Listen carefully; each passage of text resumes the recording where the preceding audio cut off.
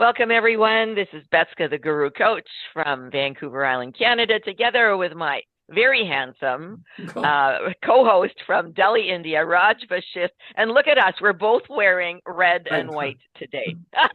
And it's just by accident. This was not pre-planned. But so clearly we are working on the lowest chakra, those who understand patterns that exist in different chakras in the body. So let me introduce our guest today.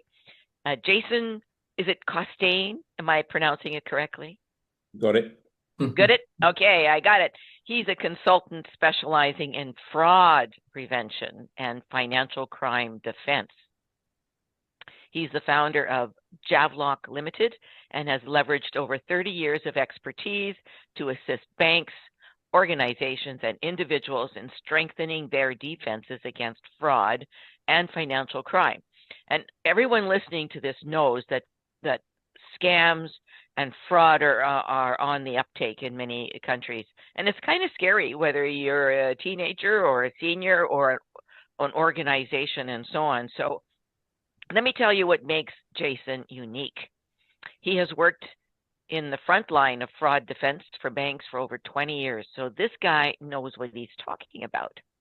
He designed and managed strategies, systems, and processes to stop fraud and scams. This has taken him to over a dozen countries, and over the years, he has seen thousands of fraud and scam cases. In fact, he's with us today from South Africa, even though he lives in the UK. So you can see he's a global kind of guy. And he has seen firsthand how scams have emerged to become the scourge of modern society that they are today. It's scary. It truly is scary. And the UK has been a leading country when it comes to scam defense. And Jason is able to share that knowledge globally as other countries begin to get grips with scams. So he lives in Liverpool, actually, as I said, and he's coming to us from Cape Town. So welcome, Jason. What an honor. Very important subject. Thank you for coming. Well, great to be here. Sorry, I didn't get the memo on the red outfit. Oh.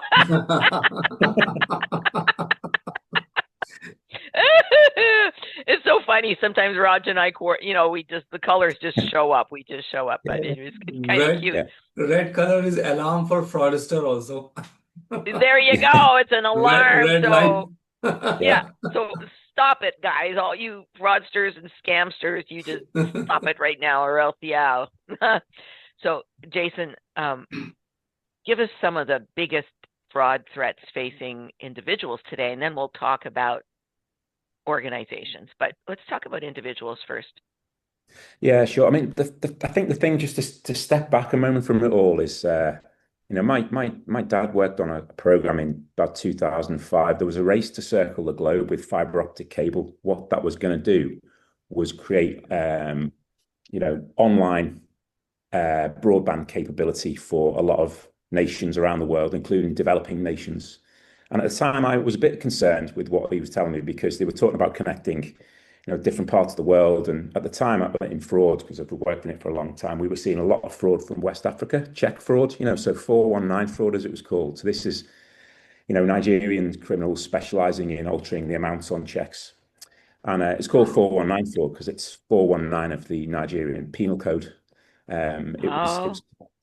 So, things started to change. It took a while, but basically, the advent of online banking, the advent of real-time payments, the global encirclement of the planet by fiber optic cable basically meant that criminals from around the world could, for the first time, get access to us in our own homes.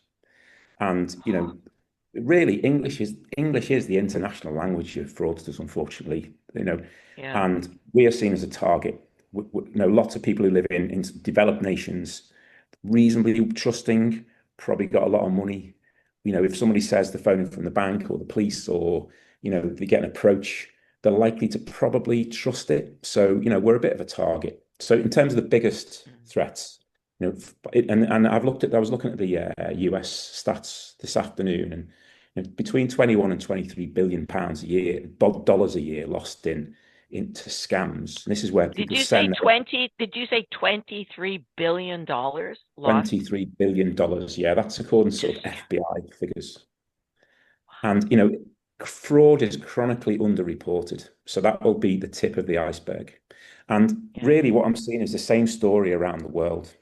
So what's happened in the past has been card fraud's been a big deal. Check fraud's been a bit of a big deal. The chances are your bank is likely to refund it. It depends on how careful you've been, but people are familiar with that. They protect themselves. What we've really seen in the last few years is a massive uptick in authorized push payment fraud, as we call it in the UK. So this is where people voluntarily send their own money to a criminal because they've just been duped. So the biggest type of losses we're seeing, in the US and the UK is down to investment fraud. So this is where people are thinking they're investing in a genuine opportunity. They're persuaded by scammers to part with the money, and then the scammers disappear. And the biggest scam fraud by volume is what you call purchase fraud. So this is where, again, people are persuaded to part with the money and send it to a criminal, but they might be thinking they're going to buy, I don't know, a hot tub, a pedigree dog, maybe, or a camper van was a classic one in the UK during COVID. Everyone wanted to buy a camper van. So, an RV. So, you've got this kind of fraud coming along now where banks have created customers the ability to send their life savings from the comfort of their own home to someone they've never met pretty much instantly from the palm of the hand. And we are targets. Yeah. Wow. And how about age groups? Which age groups do you think are most targeted? Which are the most, tell me. Great question. I mean, I'd say, I think it's easy to stereotype scam victims. And, I would say actually that, people who tend to fall for investment frauds, the large ones, of course, people who have more money available, people who have more available cash are likely to be older, perhaps they've inherited it, perhaps they've just cashed in the pension. So you see some big losses with, elders particularly. And, there's also a conversation about vulnerability, which is, when you're a bit older, you're not tech savvy. You may get an approach from a bank, somebody saying they're from your bank. You start to feel confused and frightened because they're telling you that, your account is being compromised. They may be manipulating bank systems to make it look like, that they're genuine. And actually, elder fraud is a big deal. So, impersonation of the police, impersonation of your bank, impersonation of, Microsoft telling you've got a virus on your computer. These are things, these are real life threats that come through. But also, one thing is not to be complacent is lots of people who are younger fall for purchase scams. And, lots of people who are, so that's the kind of, buying things online. Lots of people who are younger invest in cryptocurrency because it's the latest thing. Basically anyone of any age can fall victim to a scam.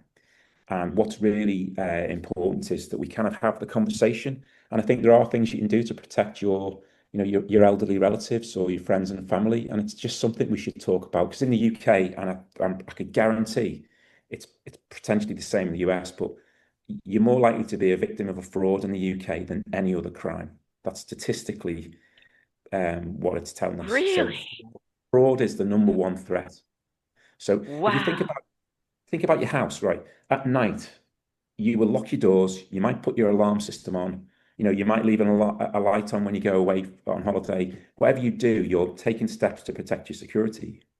But our online lives and our fraud defenses, people don't necessarily think about that, but they need to start thinking about it like home security. Yeah. I tell you, I'm even afraid to answer our business line or our personal line because there's somebody there who is looking to take money away from you. It really is scary. Yeah. And that's the problem is, unfortunately, it is undermining our trust in banks and undermining our trust in payment systems and authority. And people, and I know people who are taken to ChatGPT to say, is this a scam? To get advice from somebody.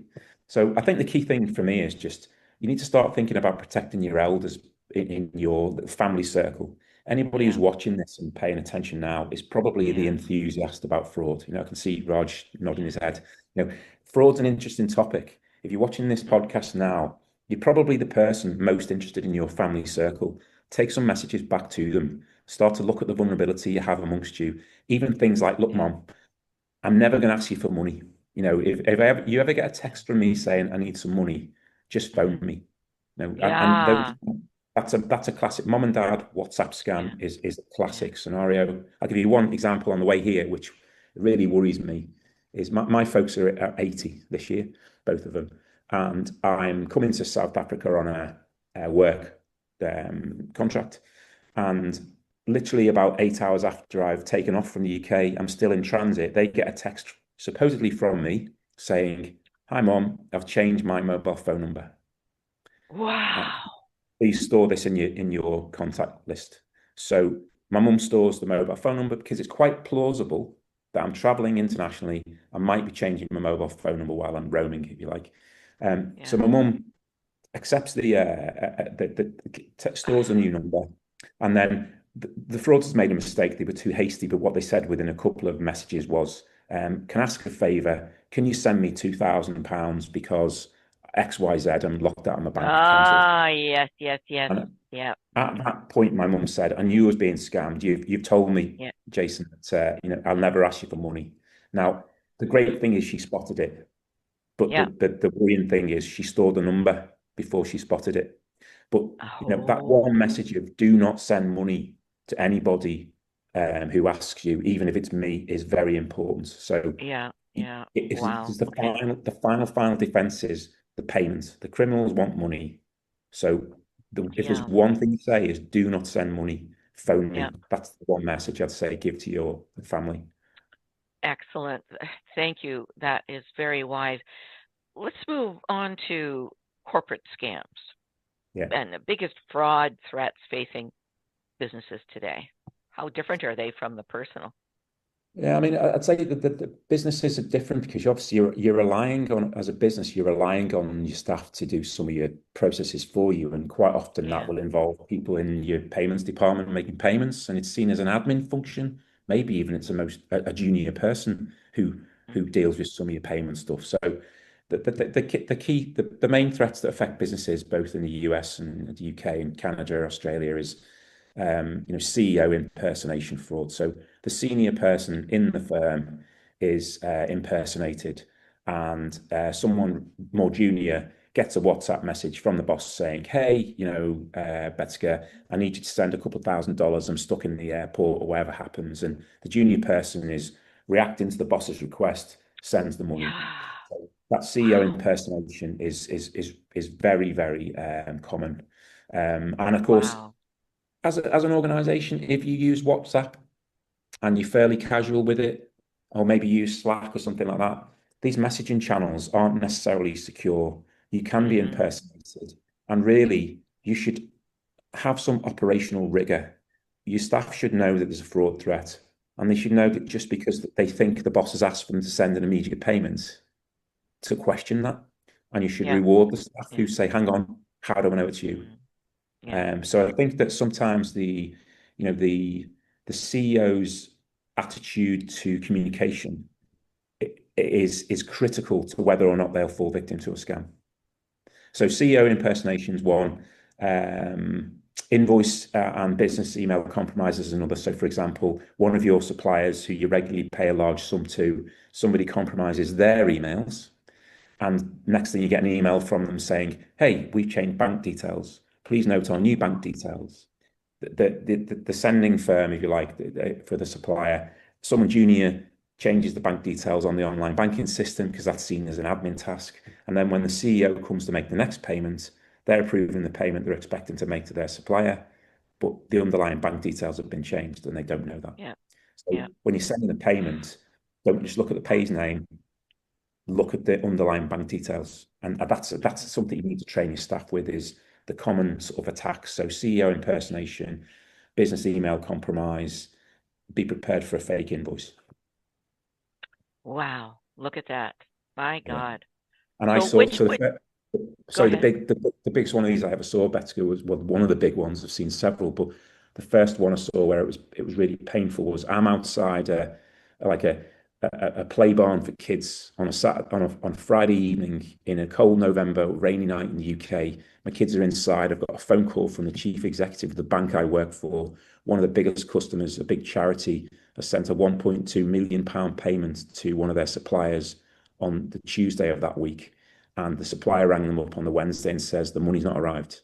And they did a bit of checking. The admin, by Friday, they realised that they sent the money to the wrong bank account because the criminals had sent a letter in that said, we've changed our details. So the most junior person, and this is a charity, firm, right? Charity money. Oh my charity, God. yeah. The most junior person in the firm's job it was to change the bank details on the system. So when the CEO came to make the payment, of course, I'm approving the payment to the supplier. We owe them 1.2 million, send. He authorized the payment, but it went somewhere else. And on the Friday night, 6:30 p.m., I'm getting a phone call asking me, can we get our money back? And the answer was, yeah, I know which bank it's gone to, but they've closed. They've gone home for the weekend. We'll have to phone them on Monday. So banks aren't necessarily tuned up to stop the money in flight in real time, but payments have become real time. If you see what I mean? So some banks are trying to catch up with that kind of chasing the money. That's one of the systemic issues we have is funds recall isn't guaranteed. It's not as instantaneous as payments being sent. Yeah, right on. Wow, pretty scary stuff. Well, listen, folks, we're going to take a pause for a moment. We'll be right back with Jason on who's an expert in fraud and scams. Like, great conversation. So hold on. We'll be right back for part 2.